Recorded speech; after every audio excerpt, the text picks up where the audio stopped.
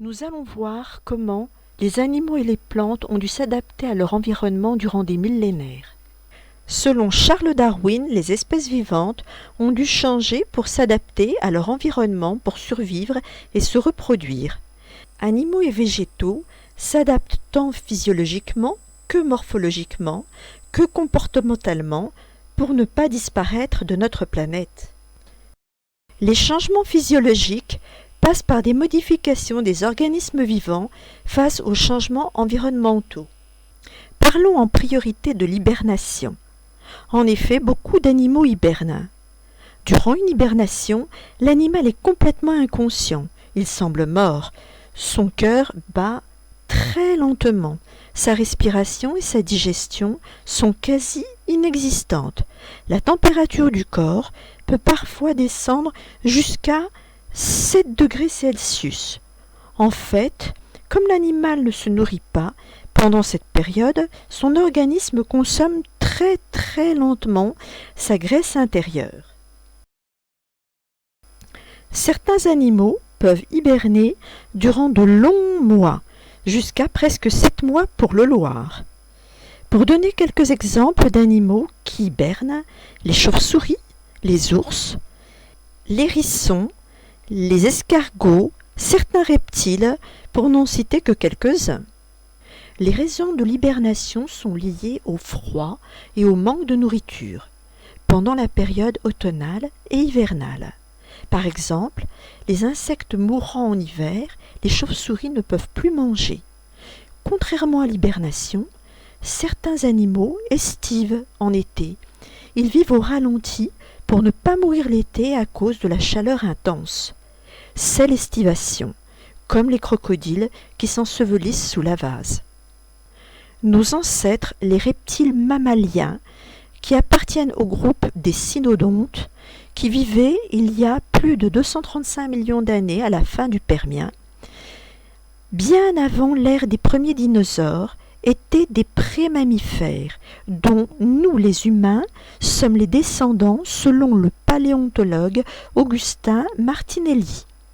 Ils évolueront pour donner naissance aux mammifères placentaires au Crétacé il y a environ 130 millions d'années, aux marsupiaux et aux monotrèmes qui sont des mammifères qui pondent des œufs comme l'ornithorynque et l'échnidé qui vivent encore actuellement en Australie.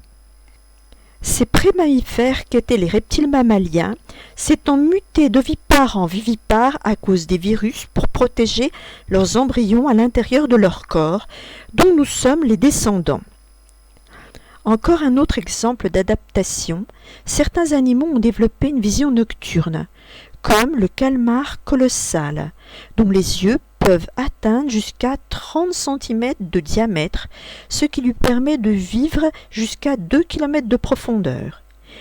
Le hibou possède une grande lentille dans l'œil, ce qui lui permet de voir ses proies dans l'obscurité. Les changements morphologiques sont des changements extérieurs corporels qui permettent aux êtres vivants de s'adapter à leur milieu. Pour exemple, la mue est une adaptation climatique et saisonnière du pelage de certains animaux qui devient touffu en hiver et plus allégé à la belle saison. Certains animaux sont capables de changer d'apparence pour ne pas être visibles. C'est le camouflage. Citons le caméléon qui change de couleur de peau pour se camoufler. Les zèbres se sont adaptés à leur environnement. En effet, ce sont des chevaux rayés car, pour se dissimuler, ils se sont adaptés en changeant d'apparence. Ainsi, ils se confondent avec le paysage zébré de zones d'ombre et de zones ensoleillées. Ils sont moins visibles des prédateurs car si ils étaient d'une couleur unie, ils formeraient des taches bien définies et repérables dans le paysage. Tout comme le tigre est rayé, il se cache ainsi de ses proies pour se nourrir plus aisément. Autre exemple d'adaptation morphologique, la girafe dont le cou s'est allongé démesurément pour atteindre les jeunes pousses hautes des arbres. Chez l'homme, le coccyx est le reste de la queue ancestrale qu'avaient tous les primates. Toujours selon la théorie de Darwin, un exemple flagrant de l'adaptation morphologique à l'environnement, les ancêtres de l'homme étaient des poissons avec des nageoires. Ils ont dû s'adapter du milieu aquatique au milieu terrestre. Pour survivre, certains animaux adaptent leur comportement. Pour preuve, les oiseaux migrateurs qui s'envolent vers les pays chauds avant la période hivernale pour parer à l'insuffisance de nourriture et reviennent au printemps. Il n'y a pas que les animaux qui s'adaptent. Les végétaux savent s'intégrer à leur milieu pour survivre. Citons le cactus qui vit dans les milieux arides où il ne pleut presque jamais. Ils emmagasinent beaucoup d'eau et, pour pallier à l'évaporation, ont des épines à la place des feuilles. L'Edelweiss, qui se développe en milieu climatique difficile, a su se protéger des variations de température grâce à de nombreux poils.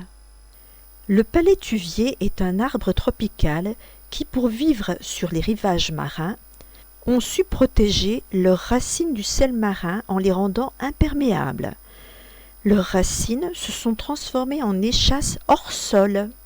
En conclusion, si de nombreux êtres vivants ont su s'adapter à leur milieu environnemental pour survivre là où d'autres ont péri, la raison de cette tragédie n'est pas forcément liée à leur inadaptation. Elle peut être causée par des catastrophes naturelles, telles l'hypothèse soutenue de l'extinction des dinosaures il y a 66 millions d'années par la collision d'une météorite avec la Terre. Tout être vivant tend à s'adapter à son environnement terrestre et aquatique, conditionné en grande partie par l'évolution climatique, elle-même soumise à conditions, dont les progrès technologiques, entre autres. Par obligation, nous sommes tous des mutants en mutation permanente.